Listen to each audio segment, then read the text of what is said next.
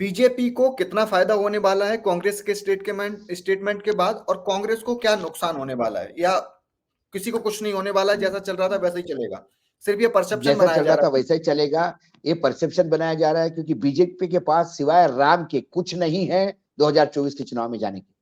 और कांग्रेस के पास बहुत कुछ है, राम अगर उनकी उन्होंने सीधे मजबूरी पकड़ है, लिया तो।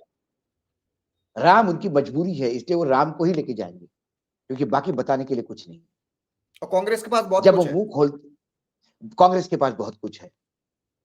जो हम मुद्दे अभी डिस्कस कर कांग्रेस रहे का हैं। राम, कांग्रेस का राम उस परिवार में भी है जिस परिवार की लड़की का बीएचयू में भाजपा के गुंडों ने सामूहिक व्यभिचार किया, उसकी इज्जत लूटी।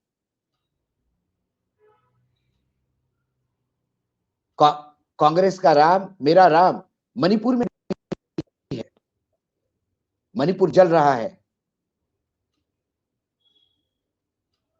मेरा राम बिल्किस बानो में भी है, मेरा राम 700 किसानों में भी है, मेरा राम उस महिला खिलाड़ियों में भी है जिन्होंने अंतरराष्ट्रीय स्तर पे देश का नाम ऊंचा किया, और एक गुंडे ने उनके साथ शारीरिक शोषण किया तो सरकार उनको न्याय तक नहीं दिलवा पाई। एफआईआर के लिए उनको सर्वोच्च न्यायालय जाना पड़ा। घिनौनी सरकार और राम का नाम लेती है।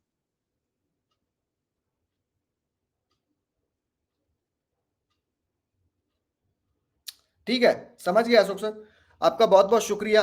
क्योंकि पॉइंट ऑफ व्यू नहीं मिल रहे थे, पॉइंट ऑफ व्यू मिलना बहुत जरूरी होता है। क्योंकि अब हो ऐसा गया है ना सर, कि आपने जो बोला कि शंकराचार्य चारों मना कर रहे हैं, निर्मोही अखाड़ा नहीं आ रहा है, चंपत राय कुछ भी स्टेटमेंट दे रहे हैं, लेकिन मीडिया चला नहीं रहा था। कौन है चंपत राय? कौन है चंपत राय? हुई चंपत राय? चंपत राय हिंदू धर्म पे काला टीका, काला धब्बा है। जो मेरे शंकराचार्य को नकारता हो काला धब्बा है। जो वृद्धावस्था में बैठे हुए अडवाणी जी को मना करता है वो काला धब्बा है। वही मैं आपको बोल रहा हूं कि चंपत राय की स्थिति तो एक भुजंग जैसी है, सांप जैसी। वो चींटियों के बनाए हुए घर में आके रहता है। मैं वही बोल रहा था आपको कि आपने जो सिनेरियो बताया है ना, मैं उसी की बात कर रहा था कि शंकराचार्य नहीं जा रहा है, मीडिया ने नहीं चलाया, लेकिन कांग्रेस का एक स्टेटमेंट आ जाता है, मीडिया दिन रात उसी पर चर्चा कर रहा है। इसीलिए दूसरा परसेप्शन क्या है वो जानना बहुत जरूरी है। मीडिया, आप उनको मीडिया ना कहे गुरुजी। यदि वो मीडिया है तो हम मीडिया नहीं है। हमने कहा, हमने एक जगह राजदीप सरदेसाई को मुंह पे कहा था कि आप पत्रकार है तो हम पत्रकार नहीं है मालिक। हाँ, वो किस्सा मुझे पता है, हमको कुछ आपने भी मुझे कहिए, बताया। यूट्यूबर कहिए, कुछ भी कहिए आप हमको। हाँ, पता है मुझे।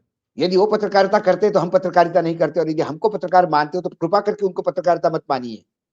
राज दरबार में घुंघरू बांध के नृत्य करने वाले नर्तकों को पत्रकार मत कहिएगा प्लीज। चलिए ठीक है। और यदि आपकी मजबूरी है पत्रकार कहना तो फिर हम पत्रकार नहीं है। हमें राष्ट्रद्रोही कहिए, मेरी कोई देशद्रोही मजबूरी नहीं है, कहिए। मेरी कोई नहीं नहीं, मजबूरी मैं नहीं बता है। रहा हूँ रामद्रोही, जो जो लोग कहना चाहते हमको रामद्रोही कहिए, राष्ट्रद्रोही कहिए, उनके उनके सर्टिफिकेट से हमें कोई फर्क नहीं पड़ता। मेरी कोई मजबूरी नहीं है, बट अब सो कॉल्ड पत्रकार कहे जाते हैं सर, तो अब क्या ही कर सकते हो, प्राइम कुछ टाइम नहीं, शो। हम कोई हाँ, नहीं। अभी टेलीविजन पे मैं वो आपकी बात जो से जो चल सहमत हूँ। रहा है वो खबरें नहीं है, प्राइम टाइम शो नहीं है, वो एंटरटेनमेंट है। बिल्कुल है, क्योंकि क्योंकि प्राइम मिनिस्टर आज तक मणिपुर नहीं गए, मणिपुर पर नहीं बोले, किसी ने नहीं चलाया, लेकिन कांग्रेस ने बोला हम नहीं जाएंगे राम मंदिर, तो सबने चलाया। सब सवाल उठा रहे क्यों नहीं जाएंगे, और लेकिन दुर्भाग्य है कि कांग्रेस मणिपुर जाना चाहती है तो उसके ऊपर हाँ, बंदी लगाने का परमिशन प्रयास हो रहा है। बताइए, हाँ, हम तो राइट। नहीं जाएंगे और आपको भी जाने नहीं देंगे, हाँ हाँ हाँ, राइट। जलने ठीक है। देंगे मणिपुर को। हे, यह है इनका राम का, यह है इनका हिंदुत्व, यह है इनका राम, यह है इनके मानवीय मूल्य, यह है इनका राजधर्म।